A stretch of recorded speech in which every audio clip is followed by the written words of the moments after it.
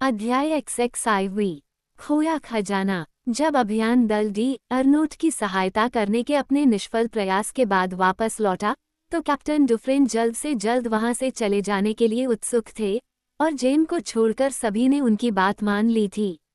नहीं, उसने दृढ़तापूर्वक कहा, मैं नहीं जाऊंगी, नहीं तुम्हें जाना चाहिए, क्योंकि उस जंगल में दो दोस्त हैं जो किसी दिन वहां से निकलेंगे और उम्मीद करेंगे कि हम उनका इंतजार कर रहे हैं। आपका अधिकारी कैप्टन डुफ्रेन उनमें से एक है और वह वनवासी जिसने मेरे पिता के दल के प्रत्येक सदस्य की जान बचाई है, दूसरा है। 2 दिन पहले उसने मुझे जंगल के किनारे छोड़ दिया था ताकि वह मेरे पिता और मी क्लेटन की सहायता के लिए जल्दी से जल्दी जा सके जैसा कि उसने सोचा था, और वह लेफ्टिनेंट डी अर्नोट को बचाने के लिए रुका है। इस बात को लेकर आप निश्चिंत हो सकते हैं। अगर वह लेफ्टिनेंट की सेवा करने के लिए बहुत देर हो जाती तो वह अब तक वापस आ गया होता। ये तथ्य कि वह वापस नहीं आया है मेरे लिए इस बात का पर्याप्त सबूत है कि वह इसलिए देरी से आया है क्योंकि लेफ्टिनेंट डी अर्नोट घायल हो गया है या उसे अपने अपहर्ताओं का पीछा करते हुए उस गांव से आगे जाना पड़ा है जिस पर आपके नाविकों ने हमला किया था। लेकिन बेचारे डी अर्नोट की वर्दी और उसका सारा सामान उस गांव में पाया गया, मिस पोर्टर, कप्तान ने तर्क दिया। और जब स्थानीय लोगों से उस गोरे आदमी के भाग्य के बारे में पूछा गया तो उन्होंने बहुत उत्तेजना दिखाई। हाँ कैप्टन, लेकिन उन्होंने ये स्वीकार नहीं किया कि वो मर चुका है, और जहाँ तक उसके कपड़ों और अन्य सामानों के उनके पास होने का सवाल है, इन गरीब जंगली नीग्रो लोगों से अधिक सभ्य लोग अपने कैदियों से हर मूल्यवान वस्तु क्यों छीन लेते हैं, चाहे वे उन्हें मारने का इरादा रखते हों या नहीं। मेरे अपने प्यारे दक्षिण के सैनिकों ने न केवल जीवित लोगों को बल्कि मृतकों को भी लूटा। यह मजबूत परिस्थितिजन्य साक्ष्य है, मैं मानता हूँ, लेकिन यह सकारात्मक सबूत नहीं है। कैप्टन डुफ्रेन ने सुझाव दिया, संभवतः आपके वनवासी को भी जंगली लोगों ने पकड़ लिया होगा या मार दिया होगा। लड़की हंस पड़ी। आप उसे नहीं जानते, उसने उत्तर दिया। गर्व की एक हल्की सी अनुभूति से उसकी नसें झंझना उठीं, ये सोचकर कि वह अपने ही बारे में बात कर रही थी। मैं मानता हूं कि तुम्हारे इस सुपरमैन का इंतजार करना सार्थक होगा, कप्तान ने हंसते हुए कहा। मैं निश्चित रूप से उसे देखना चाहूंगा। तो फिर मेरे प्यारे कप्तान, उसका इंतजार करो, लड़की ने आग्रह किया, क्योंकि मैं ऐसा ही करने का इरादा रखती हूँ। फ्रांसीसी व्यक्ति को बहुत आश्चर्य होता यदि वह लड़की के शब्दों का सही अर्थ समझ पाता। वे बातें करते हुए समुद्र तट से केबिन की ओर चले आ रहे थे और अब वे केबिन के पास एक बड़े पेड़ की छाया में शिविर की स्टूलों पर बैठे एक छोटे समूह में शामिल हो गए। प्रोफेसर पोर्टर वहां थे और मी फिलिंडर और क्लेटन, लेफ्टिनेंट चारपेंटियर और उनके 2 साथी अधिकारी भी वहां थे, जबकि एस्मेरल्डा पृष्ठभूमि में मंडरा रही थी, जो कभी कभी एक वृद्ध और बहुत लाड़ प्यार से रहने वाले पारिवारिक नौकर की स्वतंत्रता के साथ राय और टिप्पणियां व्यक्त कर रही थी। जैसे ही उनके वरिष्ठ अधिकारी निकट आए, अधिकारी उठ खड़े हुए और सलामी दी और क्लेटन ने अपना कैंप स्टूल जेन को सौंप दिया। हम बेचारे पॉल के भाग्य पर चर्चा कर रहे थे, कैप्टन डुफ्रेन ने कहा।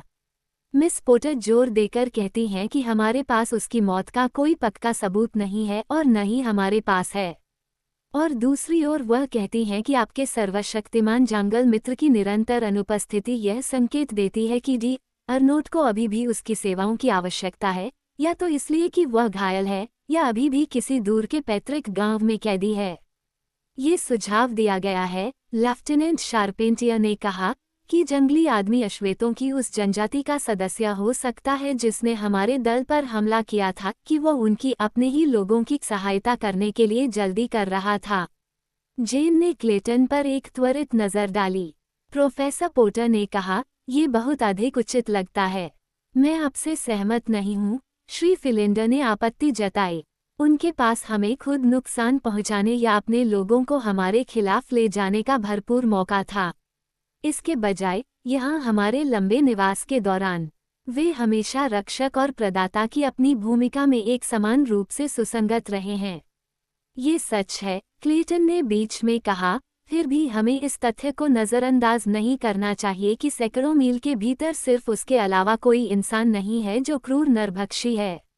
वह ठीक वैसे ही हथियारबंद था जैसे वे लोग हैं, जो ये दर्शाता है कि उसने उनके साथ किसी तरह के संबंध बनाए रखे हैं, और ये तथ्य कि वो संभवतः हजारों के खिलाफ सिर्फ एक है, ये बताता है कि ये संबंध शायद ही दोस्ताना रहे हों।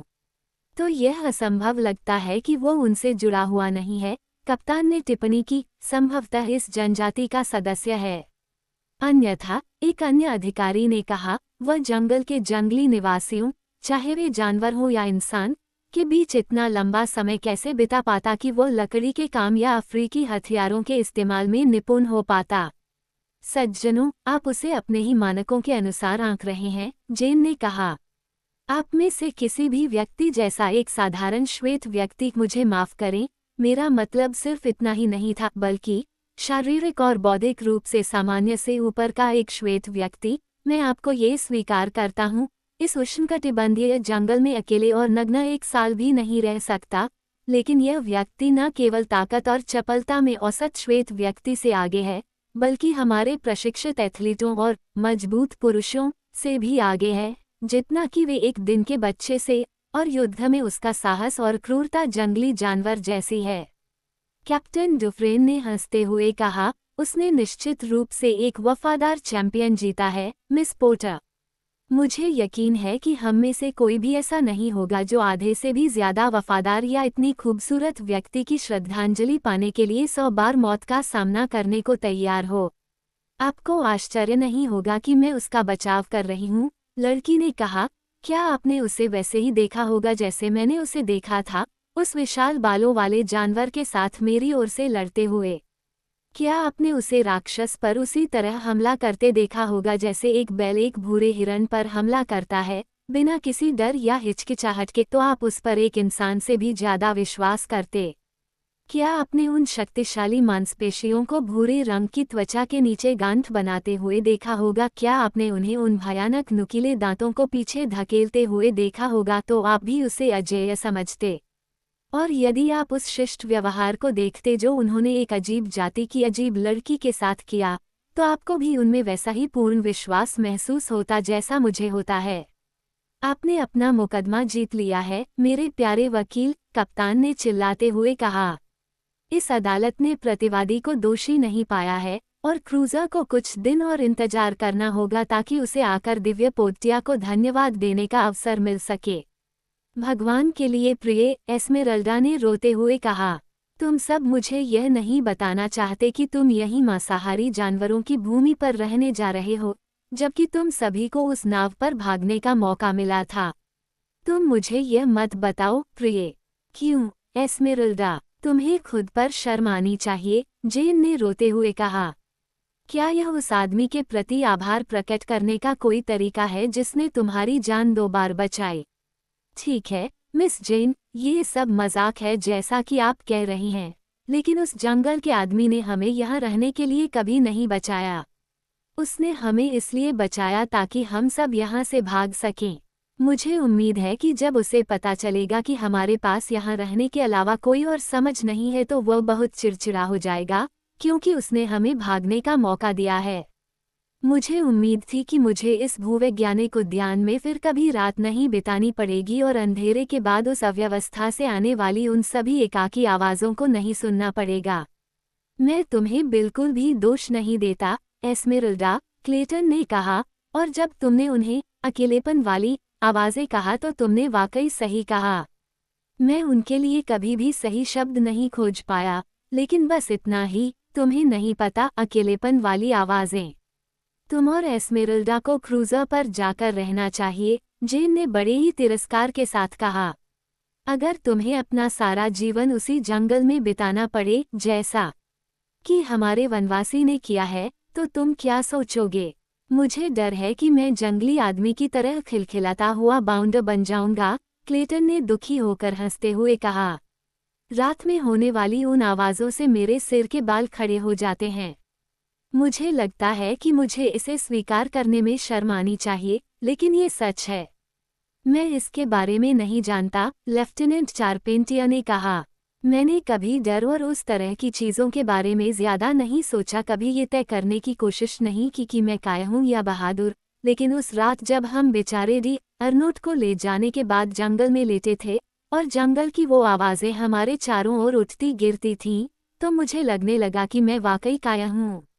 बड़े जानवरों की दहाड़ और गुर्राहट ने मुझे इतना प्रभावित नहीं किया जितना कि चुपके से आने वाली आवाज़ों ने किया, जिन्हें आप अचानक पास से सुनते हैं और फिर व्यर्थ ही बार बार सुनते हैं। बेमतलब की आवाज़ें, जैसे कोई विशाल शरीर लगभग बिना आवाज़ के चल रहा हो, और यह एहसास कि आपको नहीं पता कि वो कितना नज़दीक है, या आपके बंद हो जाने के बाद वह आपके और नज़दीक आ रहा है। ये वो आवाज़ें थीं और आँखें।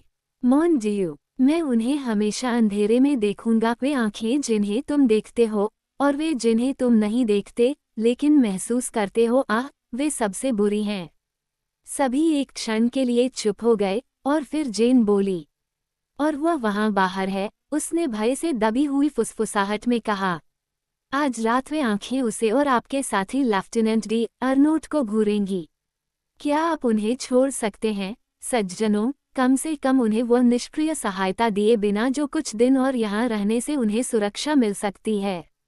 प्रोफेसर पोटर ने कहा, अरे अरे बच्चे, कैप्टन डुफ्रेन यहाँ रहने को तैयार हैं, और जहाँ तक मेरी बात है, मैं पूरी तरह से तैयार हूँ, पूरी तरह से तैयार हूँ, जैसा कि मैं हमेशा से ही आपकी बचकानी सनक का मजाक उड़ाने के लिए तैयार रहा हूँ। प्रोफेसर, हम कल का समय छाती को पुनः प्राप्त करने में लगा सकते हैं, श्री फिलेंडर ने सुझाव दिया। बिल्कुल बिल्कुल मी फिलेंडर, मैं खजाने के बारे में लगभग भूल ही गया था, प्रोफेसर पोटर ने कहा। संभवतः हम कैप्टन डुफ्रेन से कुछ लोगों को उधार ले सकते हैं जो हमारी सहायता करेंगे, और कैदियों में से एक को संदूक का स्थान बताने के लिए।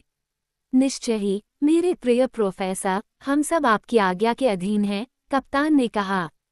और इसलिए ये तय हुआ कि अगले दिन लेफ्टिनेंट चारपेंटियर 10 आदमियों की टुकड़ी और एरो के एक विद्रोही को गाइड के रूप में लेकर खजाने का पता लगाएगा, और यह कि क्रूज़र पूरे 1 सप्ताह तक छोटे बंदरगाह में रहेगा। उस समय के अंत में यह मान लिया जाना था कि डी अर्नोट वास्तव में मर चुका है, और जब तक वे रहेंगे जंगल का आदमी वापस नहीं आएगा। फिर दोनों जहाज़ों को पूरी पार्टी के साथ रवाना होना था।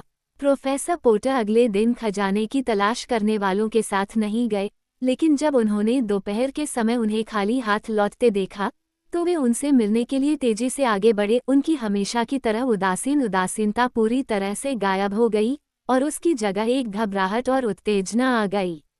खजाना कहाँ है? उसने क्लेटन से चिल्लाकर पूछा, जबकि उन दोनों के बीच अभी 100 फीट की दूरी थी। क्लेटन ने अपना सिर हिलाया।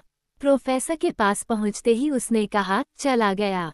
गया? ये हो ही नहीं सकता। इसे कौन ले जा सकता है?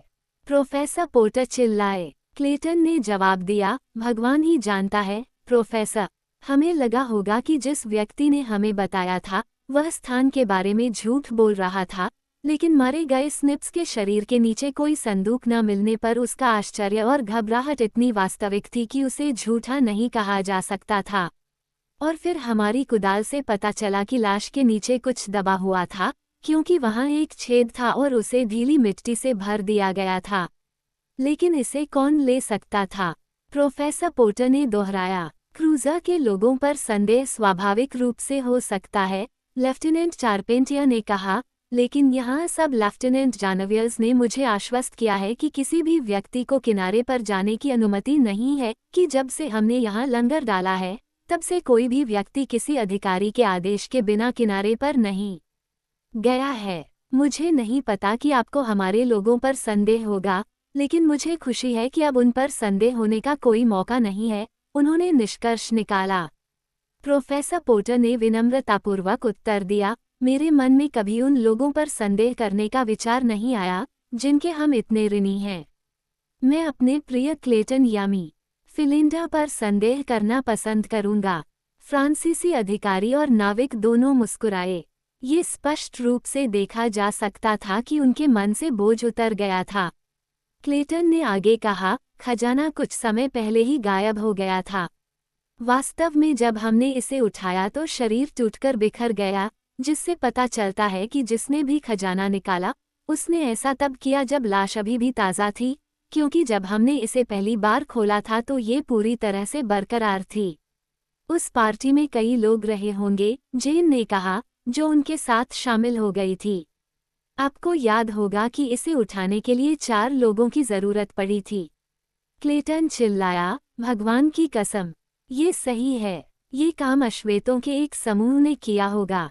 संभवतः उनमें से किसी ने लोगों को संदूक को दफनाते हुए देखा होगा और फिर तुरंत अपने दोस्तों के एक समूह के साथ वापस आया होगा और उसे ले गया होगा।